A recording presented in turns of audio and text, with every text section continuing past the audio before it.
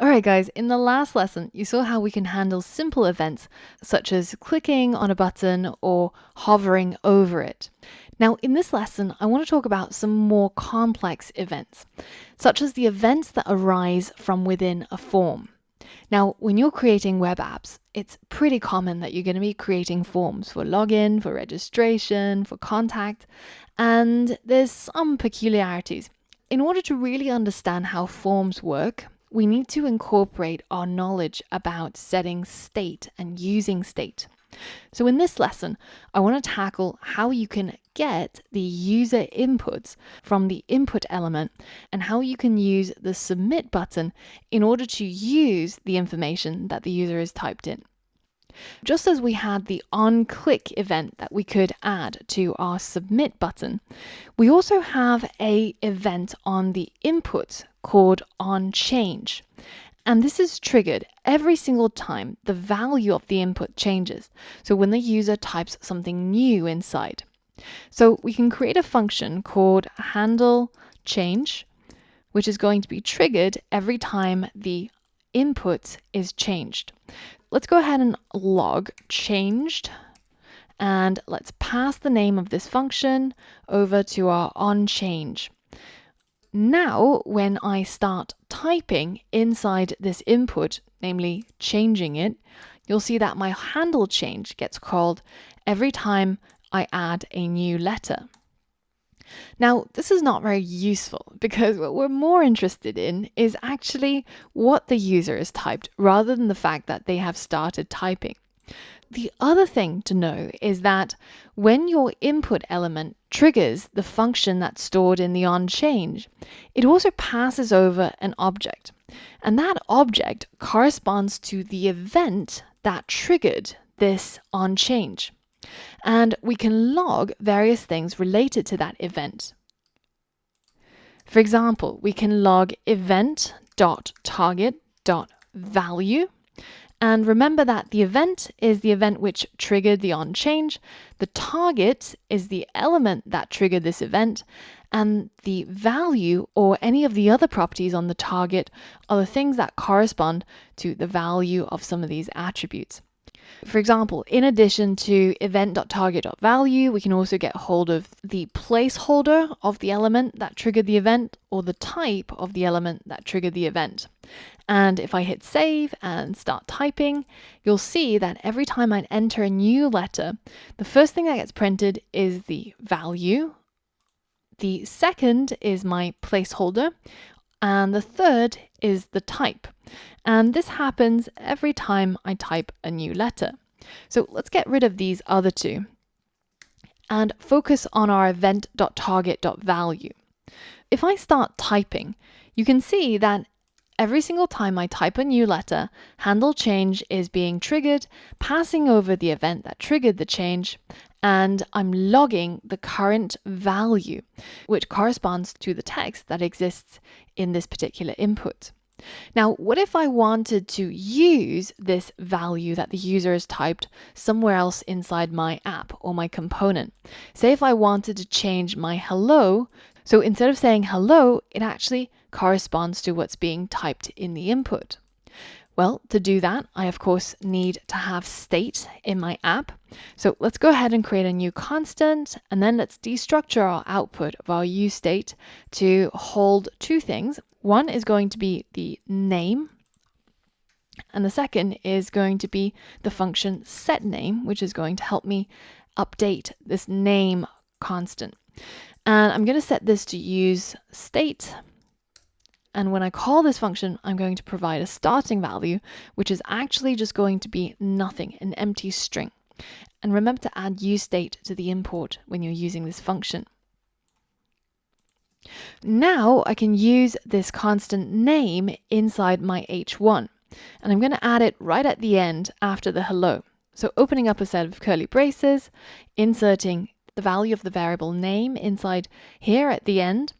And now what I'm going to do is whenever handle change gets called, I'm going to call setName, and I'm going to pass over the value of event.target.value. So now when I start writing, you can see that I'm updating the state of that name variable, and then it's being added to my h1 as I type. Now, there's just one thing to remember about forms. In HTML, the elements themselves are responsible for handling their own state. For example, you might remember that there's an attribute called value, and this corresponds to what is currently inside the input. Now, in HTML, this value is normally handled by the input property, and it sets it to whatever is being typed in here. But in React, what you should really do is set the value to the variable that comes from the event.target.value. In our case, that would of course be this thing name. This way, we have one single source of truth, which is the state of name.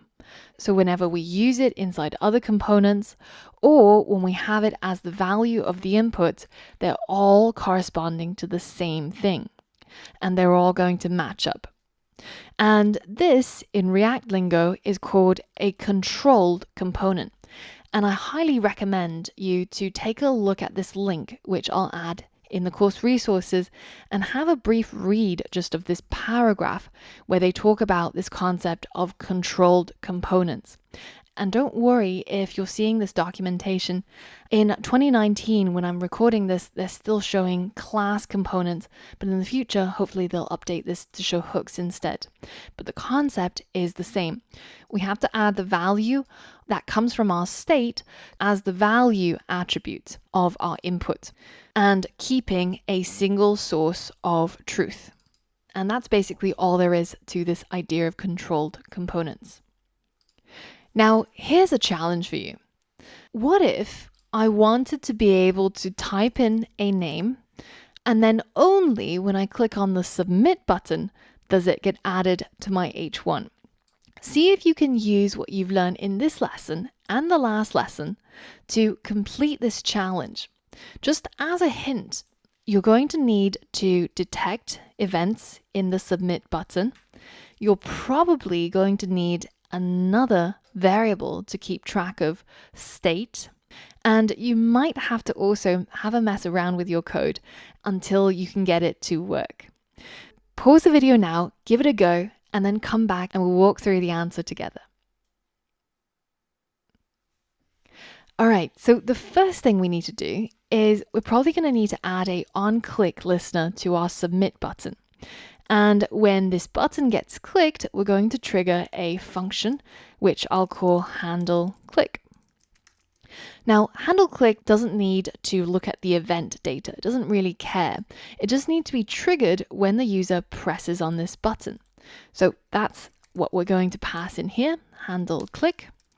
And when that button is clicked, what do we want to happen?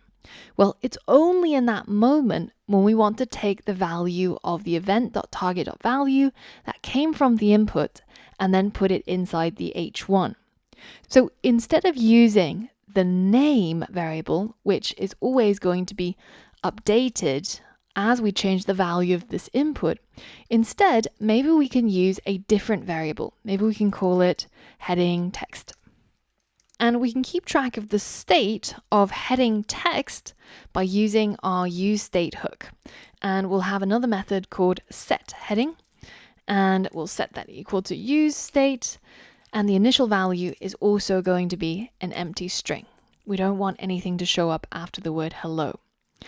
But when the submit button is clicked and we want to handle that click, well, then we want to set our heading to the value of our name. So we're using this name variable and setting it as the heading text. So a quick note here is that when you're writing a function, you can simply just use the name of the variable. You don't need the curly braces around it. And in fact, if you do add the curly braces, then you're going to set your heading text to be a JavaScript object rather than just a value, like so.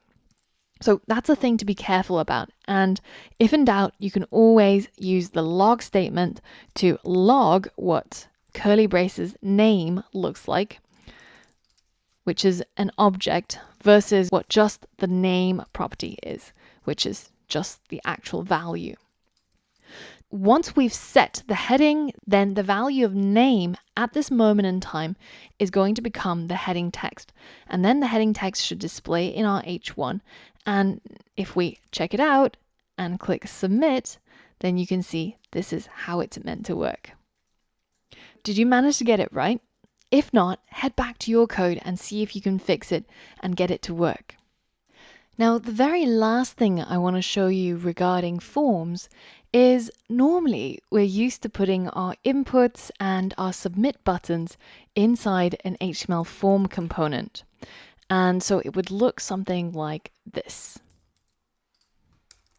And maybe you would have the button type being set to submit, so that if you had multiple buttons, it's only this one that would trigger the submission of the form. But even if I didn't have this type submit, notice what happens when I have a button inside a form component and I click on it. So if I go ahead and type my name in here, I'm expecting it to show up in the H1. But if I click on submit right now, see how it added it to the H1, but then it quickly refreshed the app. And this is the default behavior of form components in HTML. They refresh in order to submit, make a post request or make a get request, and refreshes the page. And what happens is when you click on the button inside the form, especially if this is the submit button, then it actually triggers a method on the form called onSubmit. So you can, in fact, set this to the handler or whatever it is you decide to do when that button gets clicked, and this has the same effect. When the button gets clicked inside the form, it triggers the onSubmit of the form and calls the function that you have designated. So now we haven't actually improved anything. It still refreshes, but we can now address it inside the handle click function. So we know that we get an event passed whenever one of these event handlers get triggered. So we can catch that event inside this function. And right at the end of the function, once we've done everything it is that we want to do, we can get the event to call prevent default. And this is a method that basically prevents the default next behavior of the event, which in our case, if it's coming from the forms on click to here, that is going to be refreshing the page.